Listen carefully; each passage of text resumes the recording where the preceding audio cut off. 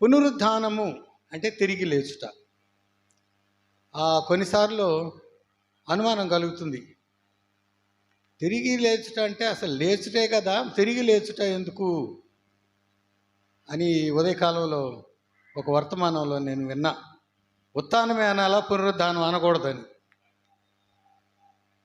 కానీ ఎందుకు పునరుద్ధానం అని అన్నారంటే, మరణం నుంచి మరలా రెండోసారి లేచారని కాదు.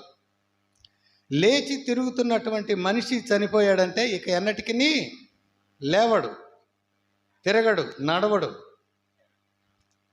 కానీ లేచి తిరిగేటువంటి మనిషి చనిపోయి మరలా లేచి తిరుగుతున్నాడు. ఆ భావనతో పునరుద్ధానము అనేటువంటి మాట వాడబడుతూ ఉంది. ప్రభు అయిన యేసుక్రీస్తు మన నిమిత్తమై సిలువలో మరణించి ఆయన 3వ దినాన తిరిగి లేచాడు. మరణ పునరుద్ధానాలు అనేటువంటివి విశ్వాసి జీవితానికి ప్రాముఖ్యమైనటువంటి ఘట్టాలు. యేసయ్య కూడా ఎక్కడ చెప్పినా ఈ రెండింటిని కలిపే చెప్తూ ఉంటాడు.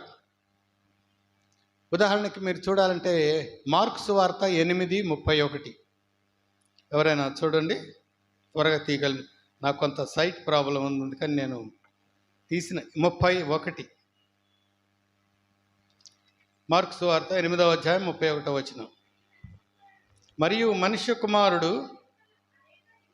అనేక హింసలు పొంది పెద్దల చేతను, ప్రధాన యాజకుల చేతను, శాస్త్రుల చేతను ఉపేక్షింపబడి చంపబడి 3 దినములైన తరువాత లేచుట అగత్యము అని ఆయన వారికి బోధింపనారంభించాను.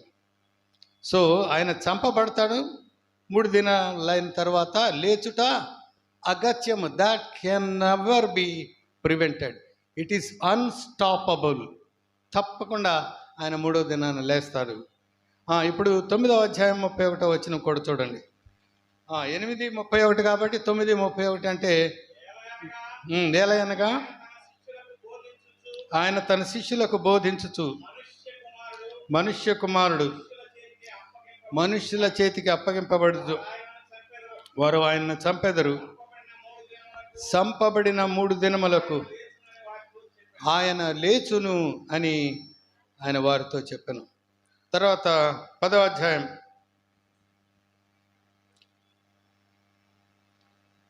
33-34 వచనాలు. ఇదిగో మనము యెరూషలేమునకు వెళుచున్నాము. మనుష్య కుమారుడు ప్రధాన యాజకులకును శాస్త్రులకును అప్పగింపబడును. వారు ఆయనకు మరణ శిక్షను విధించి ఆయనను అన్యజనులకు అప్పగించెదరు. వారు ఆయనను అపహసించి ఆయన మీద ఉమ్మి వేసి కొరడాలతో ఆయన్ను కొట్టి చంపెదరు. 3 దినములైన తరువాత ఆయన తిరిగి లేచును. సో యేసయ్య తన మరణాన్ని గురించి, ముఖ్యంగా యెరూషలేముకు చివరిసారి ఆయన దృఢ నిశ్చయంతో, ముఖాన్ని చెక్కుముక్కి రాతి వల్ల, మామూలు రాళ్ళు అయితే గట్టి కొడితే ఎక్కడో ఒక చోట చిప్పు పగిలిపోద్ది. చెక్కుముక్కి రాయి అంటే కొవ్వు రాయి అంటాం. వెనకటి కాలం ఆ తెల్లటి రాళ్ళు ఉంటాయి, అవి ఎంత కొట్టినా ఒక్క ముక్క కూడా అందులోంచి రాదు. అంత దృఢ సంకల్పంతో యేసయ్య యెరూషలేముకు వెళుతూ శిష్యులతో ఈ మాటలు మాటి మాటికి చెప్పినట్టుగా చూస్తున్నాం. శిలువ మరణము, పునరుద్ధానం, ఇవి విడదీయ నేరనటువంటి సంఘటనలు. అపొస్తలుడైనటువంటి పౌలు ఈ కొరింథీ సంఘానికి వ్రాస్తూ ఆ సంఘంలో ఉన్నటువంటి ఆయా సమస్యలను మొదటి పత్రికలో, 2వ పత్రికలో తన వ్యక్తిగతమైనటువంటి విషయాలు, తన మిషనరీ యాత్రలో మరి కలిగినటువంటి అనుభవాలు, వీటిని 2వ పత్రికలో వ్రాస్తున్నాడు. మొదటి పత్రికలో మాత్రం సంఘాలు, అందులో ఉన్నటువంటి సమస్యలు, వాటిని ఏ రకంగా పరిష్కరించుకోవాలని చెప్తూ మొదటి అధ్యాయం, కొరింథీ మొదటి పత్రిక 1వ అధ్యాయం 18వ వచనంలో సిలువను గూర్చి, ఇది ప్రాముఖ్యమైనటువంటిది. ఏ సమస్యనైనా పరిష్కరించడానికి కావలసినటువంటి మరి పూర్తి ఆధారము సిలువే అని చెప్తూ చదువు. సిలువను గూర్చిన వార్త నశించుచున్న వారికి వెరితనము, కానీ రక్షింపబడుతున్న మనకు అది దేవుని శక్తి అని చెప్తున్నాడు. ఈ వాక్యం ప్రతి బైబిల్లో అండర్లైన్ చేసి ఉండాలి. ప్రతి విశ్వాసి దీన్ని కంఠత చేయాలి. Thank you Prasanna. అనేక మంది బైబిల్స్లో ఈ రకంగా ఉంటుందని నేను ఆశిస్తున్నాను. ఒకవేళ మీ బైబిల్లో ఉండకపోతే మీరు తప్పకుండా ఇప్పుడైనా దాన్ని మార్క్ చేసుకోండి. బైబిల్ని బాగా అండర్లైన్ చేసుకోవాలా, సర్కిల్ పెట్టుకోవాలా. మీకు ఏ సంఘటనలో ఏ తారీఖు అది మనసుకు హత్తుకునేలాగా అనిపించిందో అక్కడ తారీఖు వేసుకోవాలి. ఇంకా గుర్తు రావాలంటే ఆ రోజు సంఘటన రాసుకోవాలి. ఇలా రాసుకుంటే మీ బైబిల్ మనం చనిపోయిన తర్వాత మా పిల్లలకు అది గొప్ప ధననిధి, ట్రెజర్ ట్రోవ్, ఆత్మీయమైనటువంటి సంపద. ఆస్తిపాస్తులు మీరు ఇవ్వలేకపోవచ్చు, కానీ ఈ రకమైనటువంటి బైబిల్ కనుక మీరు ఇవ్వగలిగితే అద్భుతమైనటువంటి రీతిలో వారి జీవితాలను మార్చివేస్తుంది. ప్రభు కొరకు బలమైనటువంటి సాధనాలుగా అనేక మందిని ప్రభు వైపు తిప్పే రీతిగా ఉపయోగపడుతుంది. మొదటి అధ్యాయంలో సిలువను గురించి చెప్పాడు. 16 అధ్యాయాలు ఉన్నాయి. 16వ అధ్యాయంలో దాదాపు చివరిలో తెలిసిన వారందరికీ వందనాలు చెప్తాం, ఎక్నాలెడ్జ్మెంట్స్. కాబట్టి ఒక రకంగా చెప్పాలంటే 15వ అధ్యాయమే అది చివరి అధ్యాయం. ఆ 15వ అధ్యాయం అంతా కూడా 15వ అధ్యాయాన్ని ఏమని పిలుస్తారు అంటే ద రిజరెక్షన్ చాప్టర్, పునరుద్ధాన అధ్యాయం. బైబిల్లో కొన్ని అధ్యాయాలు అచ్చగా ఒక అంశం మీద ఉంటాయి. నిర్గమకాండం 20వ అధ్యాయం అంటే అది 10 ఆజ్ఞలను గురించిన అధ్యాయం.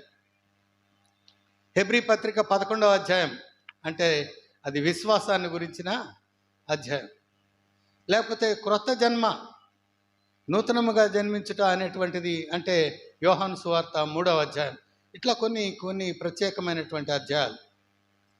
పునరుద్ధాన అధ్యాయం అంటే కొరింథీ మొదటి పత్రిక 15వ అధ్యాయం. ఈస్టర్ దినాన ప్రపంచంలో ఎక్కడ వాక్యం చదివినా ఇది ముందు చదవాలి తప్పనిసరిగా. ఇందులో కొన్ని వచనాలైనా తప్పక చదివి వాటిపై ధ్యానం చేయాలి. సో పౌలు ఈ రకంగా మన ప్రాముఖ్యమైనటువంటి ఈ పునరుద్ధానాన్ని గురించి ఇక్కడ వ్రాస్తూ ఉన్నాడు. అయితే కొన్నిసార్లు ప్రశ్న రావచ్చు, 40 దినాలు మనం ధ్యానాలు చేస్తూ ఉన్నాం, గుడ్ ఫ్రైడే ధ్యానాలు, 7 మాటల ధ్యానం, అప్పుడు సిలువయే అన్నిటికీ ముఖ్యమని చెప్తాం. ఈస్టర్ రోజు వచ్చేసి పునరుద్ధానమే అన్నిటికీ ముఖ్యమైనదని చెప్తాం. నిజంగా ఏది ముఖ్యమైనది? ఈ రెండు ఏమన్నా పోటీ పడుతున్నాయా అంటే ఏం పోటీ పడటంలా. రెండు ఒక రకంగా చెప్పాలంటే ఒకటే సంఘటన, కానీ ముఖ్యమైనది సిలువ మాత్రమే. సిలువ వేయబడకుండా ఉంటే అసలు పునరుద్ధానం అనేటువంటిది అసలు ప్రశ్నే ఉదయించదు. అందుకనే పౌలు చెప్తాడు, మేము సిలువ వేయబడిన క్రీస్తును ప్రకటించుతున్నాం. ఈ మధ్య ఒక సంఘం వాళ్ళు అందరిలాగా మనం ఎందుకు పెట్టాలని మేము పునరుద్ధానుడైన క్రీస్తును ప్రకటించున్నాం. బైబిల్లో ఆ రకంగా మనకు కనబడదు, కానీ సిలువ వేయబడిన క్రీస్తును ప్రకటించున్నాం. ఒక డాక్టరు ఉన్నారంటే ఆయన తన ఆఫీస్లో తన సర్టిఫికెట్ పెట్టాలి. మిగతా ఏ ఉద్యోగికి ఆ సర్టిఫికెట్ ఉండాల్సిన పని లేదు, కానీ డాక్టర్ గారికి మాత్రం తప్పకుండా తన ఎంబీబీఎస్ సర్టిఫికెటో ఇంకా పెద్ద చదువు ఎండి కానీ ఎంఎస్ కానీ చదివితే అది ఆయన పేషెంట్లను చూసేటువంటి తన ఆఫీసులో తప్పనిసరిగా వేలాడదీయాల ఫోటో. ఎందుకంటే ఆయన జీవన్ మరణ సమస్యలను చేసి దానికి పరిష్కారం చెప్పేటువంటి వాడు. ఈయన నిజంగా చదివాడా లేదా, ఈ మెడిసిన్ ఇవ్వటానికి, ఇంజెక్షన్ ఇవ్వటానికి ఈయనకు తగిన అర్హత ఉందా లేదా అని చెప్పేటువంటిది ఆ సర్టిఫికెట్. కాబట్టి ప్రభువు సిలువలో మరణించి ఆయన తిరిగి లేచాడు అనేటువంటిది ఆయన మరణానికి సర్టిఫికెట్. గుడ్ ఫ్రైడే రోజు ప్రభువు సమాప్తమైనది అని చెప్పాడు 6వ మాటలో. రక్షణ కార్యము సమాప్తమైనది. సమాప్తం అయ్యాను అనలా, నేను అయిపోయాను అనలా. సమాప్తమైనది, రక్షణ కార్యము ముగిసింది, సంపూర్ణంగా నేను నెరవేర్చాను అని యేసయ్య చెప్తే, ఈస్టర్ దినాన తండ్రి అయిన దేవుడు చెప్తున్నాడు, ఆమేన్, ఇది నిజం. ఇంకో రకంగా చెప్పాలంటే, మామూలు భాషలో చెప్పాలంటే, మనము ఏదైనా ఒక వస్తువు కొనుక్కుంటే ఆ వస్తువు ధర వాళ్ళకి చెల్లించాలి అక్కడ క్యాషియర్ దగ్గర. ఆ వస్తువు తీసుకొని బయటికి రావాలంటే గేట్ దగ్గర ఈ వస్తువు ఉంది కదా, డబ్బు చెల్లించావా లేదా ఏంటి? ఇప్పుడు మాల్స్ వచ్చాయి పెద్ద పెద్ద, మామూలుగా అయితే అక్కడే డబ్బు చెల్లిస్తాం, బయటకు వచ్చేస్తాం. క్యాషియర్ ఎక్కడో ఉంటాడు, మాల్లో బయటికి రావాలంటే ఎక్కడో ఉంటాడు. నీ వస్తువులు నీవు డబ్బు చెల్లించి తెచ్చావా లేదా అంటానికి ప్రూఫ్ ఏంటి? You need a receipt. So Easter is a receipt for the payment that Jesus made on Good Friday. యేసయ్య సిలువలో మన పాపముల నిమిత్తమై చెల్లించినటువంటి ఆ వెలకు తండ్రి ఇచ్చినటువంటి రసీదే ఈస్టర్. కాబట్టి ఈ రెండు ఏది ముఖ్యం ఏది ముఖ్యం కాదు అని చూడటం కాదు, కానీ రెండు కలిపినటువంటి సంఘటన. ఆ రెండు కలపటంలో కూడా ప్రాముఖ్యమైనది సిలువ మాత్రమే. పాపి అయిన మానవుని పాపం పరిహారం కావాలంటే పాపము లేని మానవుడు తన పరిశుద్ధ రక్తాన్ని చిందించాలి. ఇది ధర్మశాస్త్ర సారం. పాత నిబంధన 39 పుస్తకాలు ఏమి చెప్తున్నాయి అంటే, హెబ్రీ పత్రిక 9వ అధ్యాయం 22వ వచనంలో పౌలు ఈ మాటలు చెప్తున్నాడు. ఈ వచనం కూడా ఒకవేళ మీ బైబిల్లో అండర్లైన్ చేసి ఉండకపోతే దయచేసి ఇప్పుడైనా అండర్లైన్ చేసుకోండి. ఇది ధర్మశాస్త్ర సారం. హెబ్రీ 9:22. ధర్మశాస్త్ర ప్రకారము సమస్త వస్తువులను రక్తము చేత శుద్ధి చేయబడుననియు, రక్తము చిందింపకుండా పాపక్షమాపణ కలుగదు అనియు సామాన్యముగా చెప్పవచ్చును. రక్తము చిందించకపోతే పాపక్షమాపణ కలుగదు. రక్త ప్రోక్షణతోనే పాపక్షమాపణ. ఇంకా దాన్ని కుదించి చెప్పాలంటే రక్త ప్రోక్షణతోనే పాపక్షమాపణ. అయితే ఏదో ఒక రక్తం కాదు. యేసయ్య సిలువ బలి దాని విలువను చెప్పడానికి పాత నిబంధనలో క్రింది స్థాయిలో దేవుడు జంతు బలులను ఆయన ప్రజలకు నియమించాడు. గొప్పవారు కోడెలను కానీ ఎద్దులను కానీ, మధ్యతరగతి వారు గొర్రెలను కానీ మేకలను కానీ, పేదలైతే పావురాలను కానీ గువ్వలను కానీ, ఏదో ఒక రక్త బలిని యాజకుని దగ్గరికి తీసుకురావాలి సంవత్సరానికి ఒకసారి. వారు తెచ్చినటువంటి ఆ బలి పశువు మీద తమ చేతులు ఉంచాలి. అంటే తమ పాపాలు ఆ బలి పశువు మీదకు ట్రాన్స్ఫర్ చేస్తున్నారు. యాజకుడు ఆ తెచ్చినటువంటి ఆ బలి పశువును పరీక్షిస్తాడు. దానిలో ఏమైనా అంగవైకల్యం ఉందా, ఏదైనా జబ్బు ఉందా, ఏదైనా మచ్చ, ఏదైనా డాగు. మచ్చ అంటే పైకి కనపడేది, డాగు అంటే అంతరంగంగా లోపల ఉండేది. లోపల పండు చెడిపోతే పైకి అక్కడ తేడా వచ్చేస్తుంది రంగులు. కాబట్టి ఏ రకంగానూ అనారోగ్యం లేనటువంటి ఆరోగ్యవంతమైనటువంటి గొర్రెను తెస్తే ఏడాది గొర్రెను బలిగా ఇవ్వాలి. 3 సంవత్సరాలు గొర్రె జీవిస్తుంది దాని జీవితకాలం. సాధారణంగా 1 సంవత్సరం అంటే 1/3 వంతు. యేసయ్య కూడా 100 సంవత్సరాలు మనిషి ఆయుసు అంటే 33.5 సంవత్సరాలకు. ఖచ్చితంగా లేఖనాల నెరవేర్పు ప్రతిదీ కూడా పాత నిబంధనలో ఏది వ్రాయబడిందో ప్రభు అయిన యేసుక్రీస్తు జీవితంలో అది అక్షరాల సమయంతో పాటు. పస్కా బలి పశువు సాయంకాల బలి సమయం అంటే 3 గంటలకు అర్పించబడాల, వధించబడాల. దాని రక్తము ద్వారబంధాలకు పూయబడాలి. అలాగే యేసయ్య సిలువలో ప్రాణం పెట్టినటువంటి సమయం, తండ్రి నీ చేతికి నా ఆత్మను అప్పగించున్నాను. ఏ టైంలో? 3 గంటలకు ప్రత్యేకంగా సువార్తల్లో అది వ్రాయబడింది. సో ప్రభువు పస్కా బలి పశువుగా రానయ్యున్నాడు అని చూపించడానికి పాత నిబంధనలో రక్త బలులు ఉన్నాయి. కానీ ఈ రక్త బలులు, జంతువుల రక్తము మానవుని స్థాయి కన్నా తక్కువ. కాబట్టి మానవుని పాపాలు శాశ్వతంగా తొలగించవు, తాత్కాలికంగా కప్పుతాయి. శాశ్వతంగా కడగబడాలంటే యేసయ్య రక్తం మాత్రమే. దాని సూచనగా పాత నిబంధనలు అవి ఉన్నాయి. యేసయ్య సిలువలో బలి అయిన తర్వాత 2000 సంవత్సరాల నుంచి ఇక ఏ రకమైనటువంటి బలులతో పని లేదు. ఏ రకమైన పశువులు కానీ ఇంకేదైనా అక్కర్లేదు. హెబ్రీ పత్రిక 10వ అధ్యాయం 12వ వచనంలో ఆయన సదాకాలము నిలుచు ఒక్క బలి అని అపోస్తలుడు ఆయన పౌలు రాస్తున్నాడు. సదాకాలము నిలుచు. సిలువలో యేసయ్య బలి అయిన తర్వాత రేపు 2వ రాకడ వరకు ఇక ఏ రకమైనటువంటి బలులతో పని లేదు. మనం చేయవలసిందల్లా ఆయన చిందించిన రక్తమునందు మనం విశ్వసించటమే.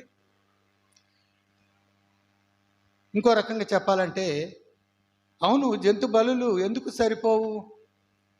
పాపము లేని మానవుడే ఎందుకు బలి అవ్వాలి? ఆయనే ఎందుకు రక్తాన్ని చిందించాలి అనేది బైబిల్లో ఎక్కడుందంటే చాలా చోట్ల ఉంది. పోయిన ఆదివారం మట్ల ఆదివారం, అంతకుముందు ఆదివారం లెంట్లోని 5వ ఆదివారం పాత నిబంధన పాఠం ఎత్తబడిన ఇత్తడి సర్పం.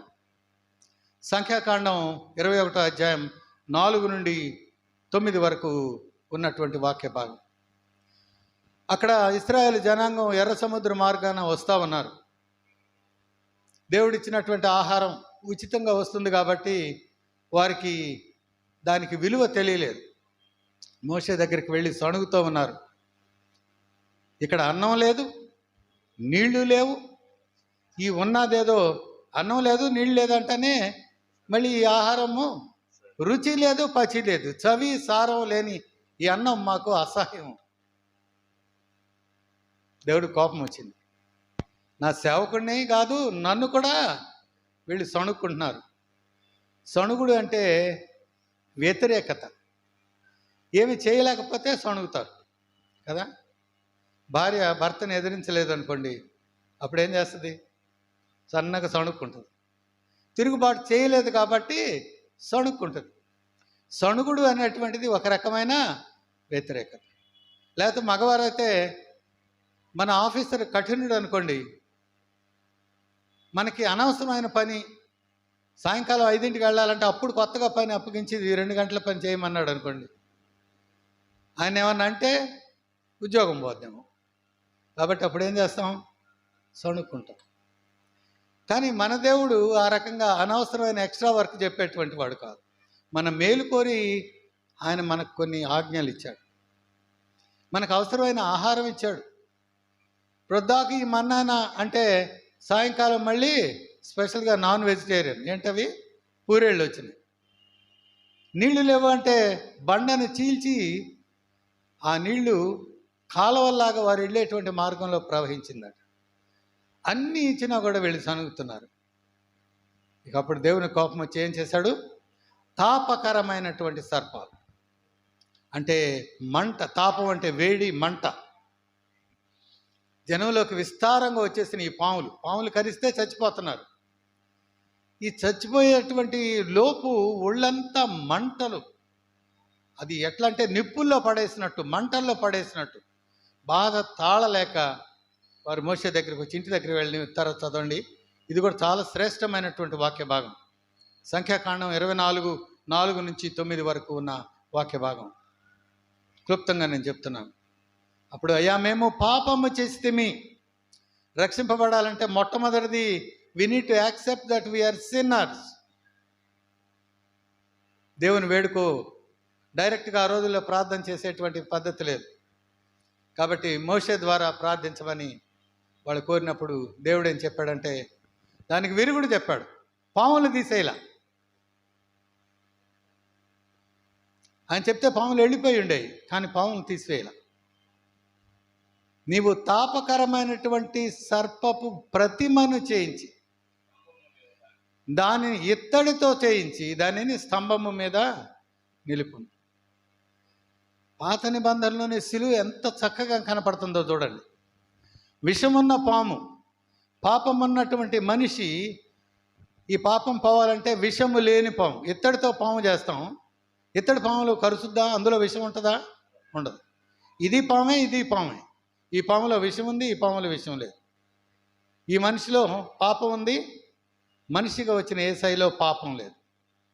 ఇత్తడితో చేయించమన్నాడు. ఎందుకు ఇత్తడి? రాగి అనలేదు, వెండి అనలేదు, బంగారం అనలేదు. ఇవి ఒక్కొక్కటి లోహాలు. మిశ్రమ లోహాలు అంటే రెండు లోహాలు కలిస్తే అది మిశ్రమ లోహం అంటారు. నేను కెమిస్ట్రీ లెక్చరర్ని, సో మాకు మిశ్రమ లోహాలను గురించి కూడా చెప్తాం. లోహ శాస్త్రం ఉంటుంది, మెటలర్జీ అని. రాగి, జింక్ అనేటువంటి రెండు లోహాలను కలిపితే ఇత్తడి తయారవుతుంది. ఇత్తడితో చేయించమన్నాడు. విషమన్న పాముకు విరుగుడుగా ఉండేటువంటి పాము అంటే ఈ విరుగుడుగా రాబోయేటువంటి వ్యక్తిలో రెండు లక్షణాలు ఉండాలి. దైవ లక్షణం ఉండాలి, మానవ లక్షణం ఉండాలి. దేవుడు కాబట్టి ఆయన సంపూర్ణంగా పరిశుద్ధుడు.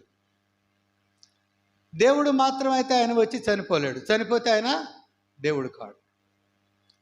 కాబట్టి పాపి అయిన మానవుని పాపం పోవాలంటే పాపం లేని మానవుడే కావాలి. ఆ మానవుడిలో పరిశుద్ధత 100% ఉండాలి.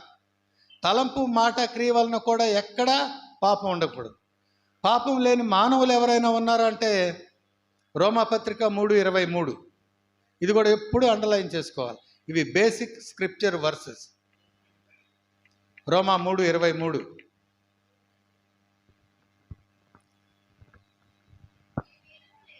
ఏ భేదమును లేదు, అందరూ పాపము చేసి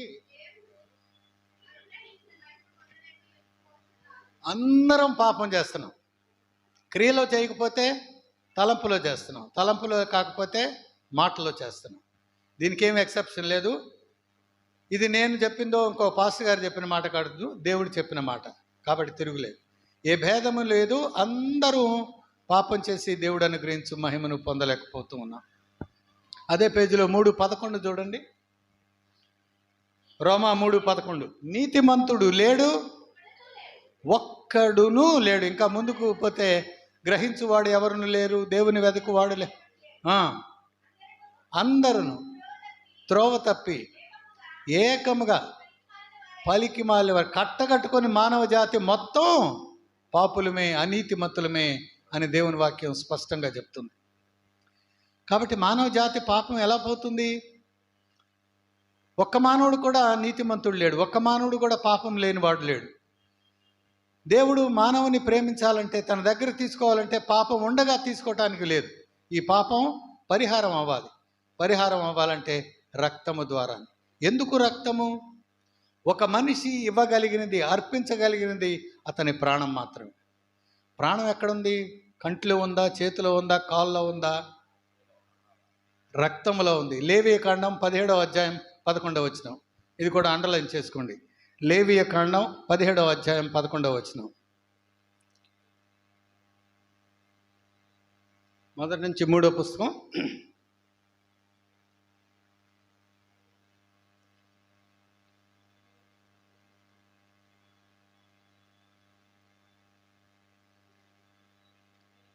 ఎవరు తీయలేదా?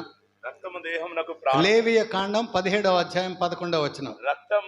రక్తము దేహమునకు ప్రాణము. దేహమునకు ప్రాణం. ఒక మనిషి ప్రాణం ఎక్కడ ఉంటుంది అంటే రక్తంలో ఉంటుంది.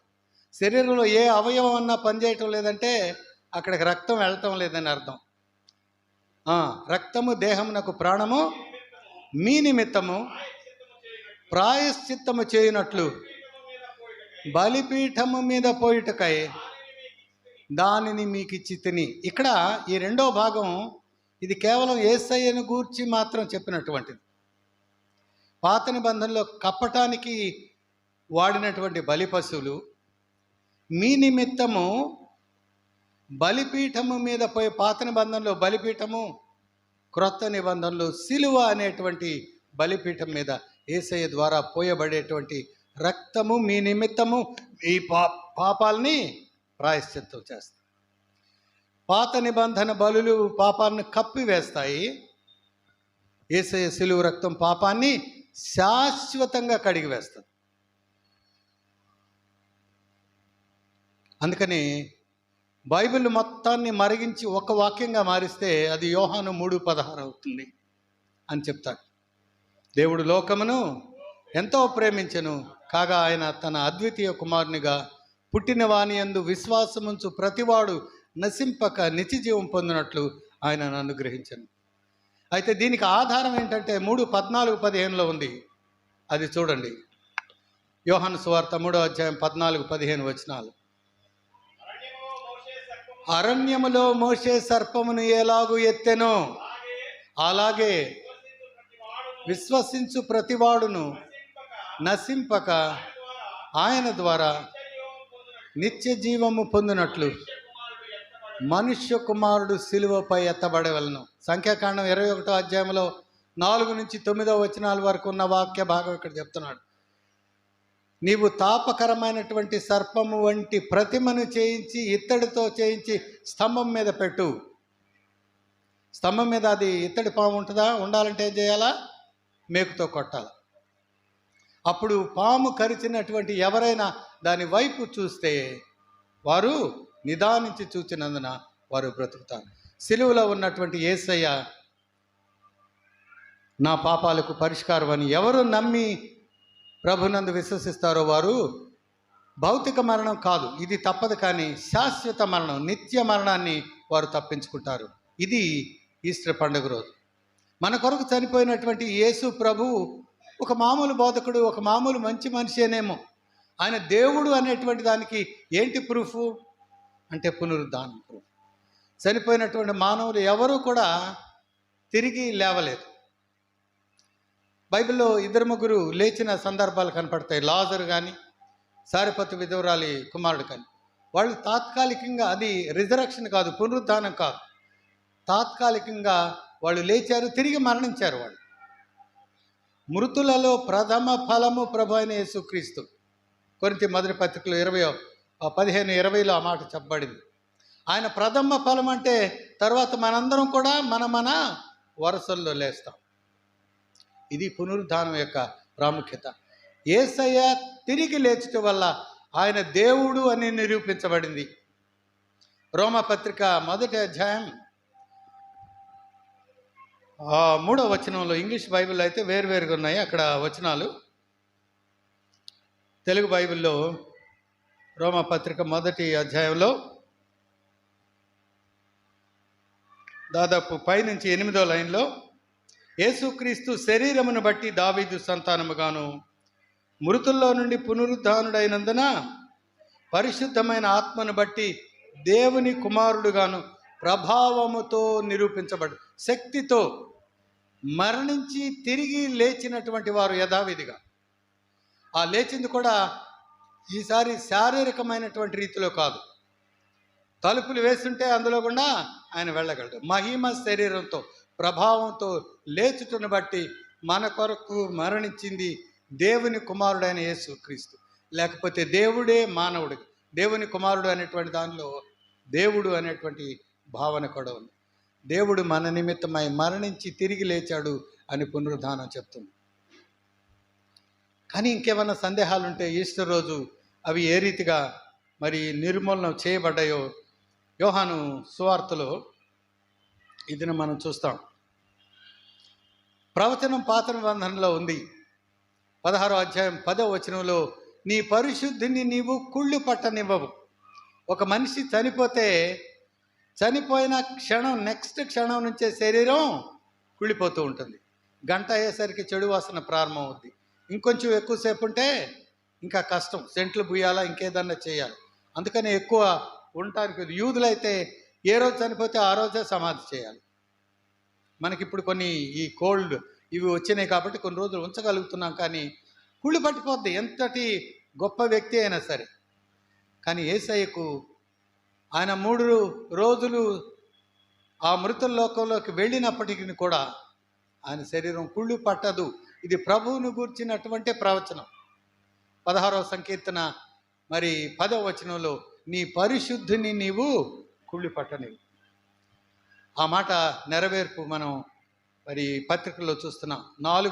నాలుగు సువార్తల్లో చివరి అధ్యాయాలు, మత్తయి సువార్త 28వ అధ్యాయం, మార్కు సువార్త 16వ అధ్యాయం, లూకా సువార్త 24, యోహాను సువార్తలు 21 ఉంది. కానీ 20వ అధ్యాయం ప్రాముఖ్యంగా ఈ పునరుద్ధానాన్ని గురించి ఉంటుంది. ఇందులో కొన్ని మాటలు మీకు చెప్పి నేను ముగిస్తాను. యేసయ్య చనిపోయి లేచాడనటానికి ప్రధానమైనటువంటిది ఈరోజు మనం ఏం చెప్తున్నాం అంటే ఖాళీ సమాధి, ది ఎంప్టీ టూమ్. ఎవరి సమాధి అయినా, ఒకవేళ నేలబారు ఉన్నటువంటి సమాధి అయితే తవ్వి చూచిన, యూదుల పద్ధతిలో అయితే కొండలో తొలిపిస్తారు గుహలా. యేసయ్య సమాధిని మేము 2012లో అక్కడ వెళ్ళినప్పుడు యెరూషలేము యాత్రలో చూచాం. మీరులో కూడా కొంతమంది వెళ్ళి చూచి ఉండవచ్చు. ఆ సమాధిలో చనిపోయినటువంటి వ్యక్తి శరీరం అయితే ఉండదు, ఫ్లెష్ ఉండదు, కానీ ఎముకలు, పళ్ళు, గోళ్ళు ఇవి మిగిలిపోతాయి. ఇవి ఒక పట్టాన అవి డిసింటిగ్రేట్ కావు. కాబట్టి అందరూ చనిపోయినటువంటి వ్యక్తులు, గొప్ప గొప్ప వ్యక్తులు, రాజులు, మహారాజులు, ప్రవక్తలు, బాబాలు, వీళ్ళు ఎవరు చనిపోయినా ఆ ప్రదేశంలో వారి ఎముకలు ఉంటాయి. కానీ యేసయ్య ఒక్కడికి మాత్రమే శరీరం లేదు, ఎముకలు కూడా లేదు. అందుకనే ఖాళీ సమాధి, ఎంప్టీ టూమ్. అంత మాత్రమే కాదు, ఇంకా మనకు చాలాసార్లు మనం గుర్తించినటువంటి ఇంకొక అద్భుతం అక్కడ మనం చూస్తున్నాం. యోహాను సువార్త 20వ అధ్యాయం చూడండి. మొదటి అంతా అక్కర్లేదమ్మా, టైం అయిపోతుంది కాబట్టి 5వ వచనం చూడండి. అంతకు ముందు ఉన్నటువంటి సంఘటన నేను మీకు చెప్తాను. ఆదివారం ఇంకా చీకటిగా ఉండగానే మగ్దలేని మరియ, ప్రభువుకు శుక్రవారం రోజు వాళ్ళు సుగంధ ద్రవ్యాలు పూయలేదు శరీరానికి. అప్పటికే చీకటి పడిపోయింది. శుక్రవారం సాయంత్రం అంటే వాళ్ళకి సబ్బాతు ప్రారంభమైంది, శనివారం పాత నిబంధనలో. సో అప్పుడు కుదరలేదు కాబట్టి శనివారం వాళ్ళు సుగంధ ద్రవ్యాలు కొని ఆదివారం ప్రొద్దున్నే యేసయ్య శరీరానికి పూయాలని బయలుదేరారు. ఆయన ఎన్నిసార్లు చెప్పినా ఆయన తిరిగి లేస్తాడు అనేటువంటిది వాళ్ళ బుర్రలోకి నాటుకోలేదు. కాబట్టి అవి తీసుకొని వెళ్ళారు. మరేం అక్కడికి వెళ్ళేసరికి రోమా వాళ్ళు పెద్ద 2 టన్నుల రాయి, రోమన్ సైనికులు 4 ప్లస్ దాని మీద ఒక సీల్, ఇవన్నీ పగిలిపోయినాయి. సైనికులు లేరు, రాయి దొర్లించబడి ఉంది. కాబట్టి మరియమ్మ మగ్దలేని మరి వెనక్కి పరిగెత్తుకొచ్చింది. శిష్యుల దగ్గరికి వచ్చి, సమాధి తెరిచి ఉంది, ఎవరో యేసయ్య దేహాన్ని తీసుకొని వెళ్ళిపోయారు, ఆయన తిరిగి లేచాడనేటువంటి భావన ఆమెకు రాలేదు. అప్పుడు శిష్యుల్లో 2 పరిగెత్తుకొని వచ్చారు. ఒక యువకుడు, ఒక పెద్ద ఆయన, ముసలాయన. ఎవరంటే పేతురు, యేసు ప్రేమించిన శిష్యులు. ఈ సువార్త వ్రాసినటువంటి యోహాను తన పేరు తాను చెప్పుకోడు, అవుట్ ఆఫ్ మోడెస్టీ. యేసయ్య నేను ప్రేమించిన అని చెప్పుకునేంత ధైర్యం లేదు. యేసు ప్రేమించిన శిష్యుడు. వాళ్ళిద్దరూ పరిగెత్తుకొని వస్తే, కురవాడు కాబట్టి యోహాను ముందు వచ్చాడు, సమాధి దాకా వచ్చాడు, బయట నుంచి తొంగి చూచాడు కానీ లోపలికి వెళ్ళ. ఎందుకు వెళ్ళలేదంటే నార బట్టలు పడి ఉండుట అక్కడ చూచాడు. యేసయ్య శరీరం లేదు, కానీ నార బట్టలు పడి ఉన్నాయి. అప్పుడు పేతురు మళ్ళీ వెనక పెద్ద ఆయన పరిగెత్తుకుంటూ వచ్చాడు. ఈయనకు భయం లేదు, పెద్దవాడు కాబట్టి, అద్భుతాలు చూసినటువంటి వాడు కాబట్టి లోపలికి వెళ్ళాడు. లోపలికి వెళ్ళి చూసి 7వ వచనం చూడండి. నార బట్టలు పడి ఉండుటయు, ఆయన తలకు చుట్టినటువంటి రుమాలు నార బట్టల వద్ద ఉండక వేరొక చోట చుట్టి పెట్టి ఉండుట చూచెను. అప్పుడు అంతటా మొదట సమాధికి వచ్చిన శిష్యుడు, ఆ శిష్యుడు లోపలికి పోయి చూచి నమ్మెను. ఇక్కడ 3 సార్లు చూచి అనేటువంటి మాట కనబడుతుంది. 5వ వచనంలో వంగి నారబట్టలు చూచెను, 7వ వచనంలో పేతురు చూచెను, 8వ వచనంలో యోహాను చూచి నమ్మెను. తెలుగు బైబిల్లో 3 చోట్ల చూచి అనేటువంటి మాట, ఇంగ్లీష్లో ఒకవేళ మాట్లాడితే సా అనేటువంటి మాట, SAW, కానీ మూల భాషలో అలా లేదు. మొట్టమొదట యోహాను వంగి చూచినప్పుడు లోపలికి పోకుండా ఆ తలుపు దగ్గరే ఉండి వంగి చూచాడు. దానికి BLEPO అనేటువంటి గ్రీక్ పదం. ఇది యథాలాపంగా చూడటం, ఏముంది అని అటు ఇటు చూడటం, పెద్ద నిశితంగా చూడటం కాదు, ఏదో క్యాజువల్ గ్లాన్స్ అంటారు. పేతురు లోపలికి వెళ్ళి పరిశీలనగా చూడటం, ఇది ఏంటి ఇట్లా ఉంది, ఏమై ఉంటుంది అనేటువంటి ఆలోచనతో చూడటాన్ని థియోరియో అనే పదం వాడదండి, THEOREO. తెలుగులో అది కూడా చూచాను అని ఉంది, కానీ అది వేరే పదం. ఆ తర్వాత యోహాను వచ్చి చూచి ఎలా నమ్మగలిగాడు చూడటంలో అంటే, అక్కడ ఇంకొక పదం EIDO. ఇది మీకు కొంచెం డెమాన్స్ట్రేట్ చేయాలి. ఎలా ఉంటుంది అంటే, ఇది యేసయ్య శరీరం అనుకున్నాం. ఈ శరీరానికి తలకి ఒక రుమాలు కట్టారు. యూదులు ఇప్పటికీ అప్పటికీ వారు సమాధి చేసేటప్పుడు ఆ శరీరానికి తల వరకు వేరే రుమాలు కడతారు, నాప్కిన్. శరీరానికి తెల్లటి వస్త్రం బాగా ఎక్కువ వెడల్పు లేకుండా బాగా చుట్టేస్తారు, గట్టిగా చుట్టేస్తారు. ఇలా చుట్టేటప్పుడు యేసయ్య విషయంలో ఏం చేశారంటే 150 సేర్ల సుగంధ ద్రవ్యాలు నికోదేము, అరిమత్తయి, యోసేపు వాళ్ళు తీసుకొని వచ్చారు. యోహాను సువార్త 19వ అధ్యాయం ఆ పైన కనపడుతుంది, 20కి ముందులోని. బోళముతో కలిపిన అగరు రమారమి 150 సేర్ల బరువు ఉన్నటువంటిది. అంటే వాళ్ళు ఈ వస్త్రం చుట్టేటప్పుడు మధ్య మధ్యలో ఒక 5 పౌండ్లు, మళ్ళీ ఇంకొక వరుస ఇంకొక 5 పౌండ్లు, ఈ రకం. ఎవరైనా ఈ దేహాన్ని దొంగతనం చేయాలంటే ఎలా ఉండాలి? ఇందులో ఉన్నాయని ఇది తీసేయాలి. మనిషిని ఎలా తీసుకెళ్ళాలంటే ఇది ఊడదీయకుండా రాదు. ఇది ఊడదీస్తే ఏమవుతాయి? ఈ సుగంధ ద్రవ్యాలన్నీ చిందరవందరగా పడిపోతాయి. ఈ వస్త్రం ఎలా ఉంటుంది? చల్లా చెదరై ఉంటుంది, ఇలాగా ఉండదు. ఇది ఎలా ఉందంటే, నార బట్టలు మనకి తెలుగులో కనపడదు, కానీ మూల భాషలో చుట్టినవి చుట్టినట్లే తమ మడతలలో వాటిలో ఉన్నటువంటి సుగంధ ద్రవ్యాలు బయటకు రాకుండా. ఇది ఊహించుకోవాలంటే, ఇది వాటర్ బాటిల్ కాకుండా ఒక బెలూన్ అనుకుందాం, చిన్న బెలూన్. దీని చుట్టూ ఇవి చుట్టాం, పిన్ను పెట్టి పొడిస్తే ఏమవుద్ది? ఆ బెలూనులో ఉన్నటువంటి ఆవిరి ఎంత పోద్ది. కానీ చుట్టినటువంటి ఇవి ఎలా ఉంటాయి? మనిషి ఆకారంలో ఉంటుంది, మనిషి లోపల ఉంటాయి. మనిషి లేకపోతే ఇవి చప్పబడిపోతాయి.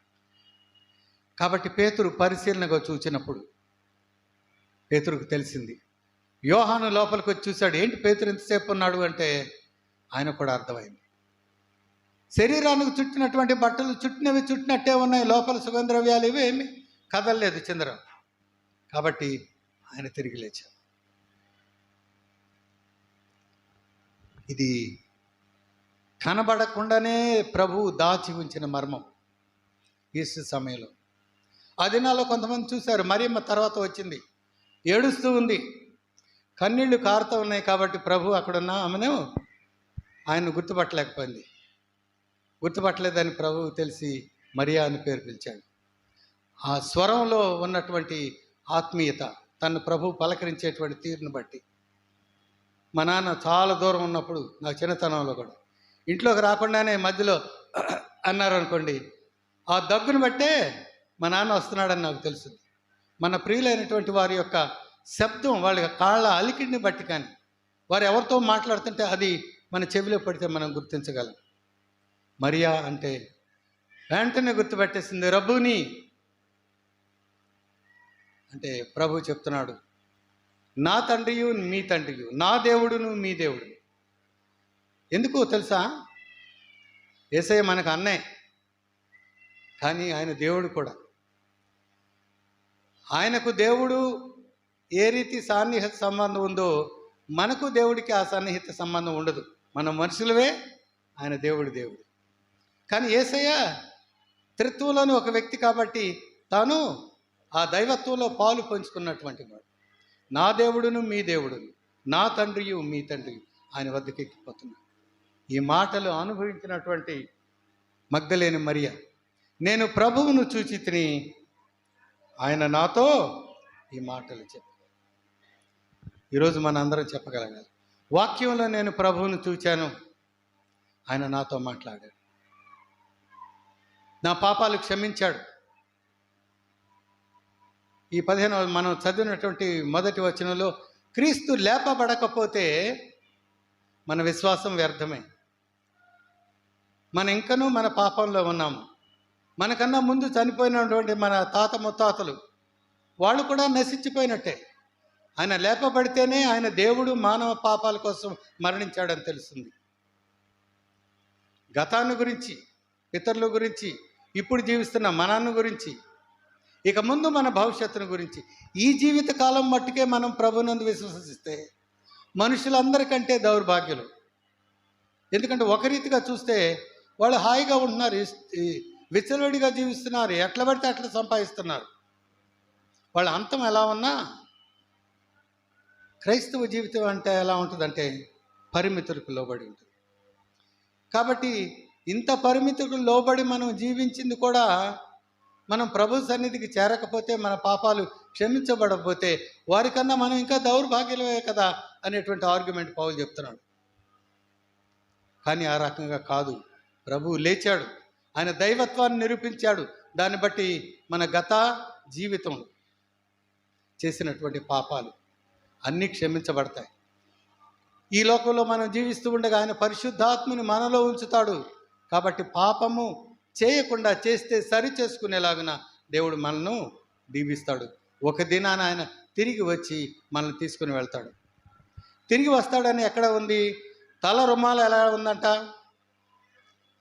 ఆ నార బట్టలతో ఉండక వేరొక చోట చుట్టి పెట్టబడి ఉండేను. నీట్గా వేరే చోట మడతేసి ఉందంట. ఈ వస్త్రాలేమో ఉన్నాయి, ఉన్నట్టు ఉన్నాయి ఇక్కడ వేరుగా. ఇది ఇక్కడ మాత్రం మడత పెట్టబడింది. పస్కా భోజనం వాళ్ళు చేసేటప్పుడు 4 సార్లు మధ్య మధ్యలో లేచి చేతులు కడుక్కొని మళ్ళీ వేరేది. అంటే ఒకవేళ ఇప్పుడు చెప్పాలంటే మంచి హోటల్లో, 5 స్టార్ హోటల్లో ముందు కూరగాయలతో భోంచేసి ఆ ప్లేట్ తీసేసి, ఆ తర్వాత పప్పు నెయ్యి పచ్చడి వేసుకొని ఆ ప్లేట్ తీసేసి, ఎందుకంటే ప్రతిసారి తిన్నదానిలో తింటే టేస్ట్లు మారిపోతాయని మళ్ళీ సాంబార్తో భోంచేసి ఆ ప్లేట్ తీసేసి చేతులు కూడా కడుక్కొని మధ్య మధ్యలో ఆ తర్వాత పెరుగన్నం. ఈ రకంగా 4 సార్లు. సో తీసివేయటానికి వాళ్ళు తీసివేయటానికి వెయిటర్ రావాలి. వెయిటర్కి ఈయన అసలు ముగించాడా లేకపోతే తాత్కాలికంగా అయిపోయిందని ఎట్లా తెలుస్తుందంటే, హోటల్లో ఫోర్క్ అనేది ఇలా పైకి పెడితే ఒక భోజనం పూర్తిగా అలా మళ్ళీ వస్తాడు, చేతులు కడుక్కోవటానికి పోయాడు. ఫోర్క్ ఇలా ఉంటుంది, స్పూన్ కూడా పైకి ఉంటుంది. భోజనం అయిపోయింది, ఇక మొత్తం కాళ్ళు చేసి శుభ్రం చేయొచ్చు టేబుల్ అంటే ఫోర్క్ తిరగేసి పెడతారు, స్పూన్ తిరగేసి పెడతారు. అది ఫోర్కు స్పూన్. అలా కాకుండా బట్టల మీద వస్తువులు పడకుండా, మెతుకులు పడకుండా ఉండటానికి ఒక పెద్ద నాప్కిన్ ఇస్తారు. అది మనం కింద ఈ మోకాళ్ళ మీద వేసుకుంటాం.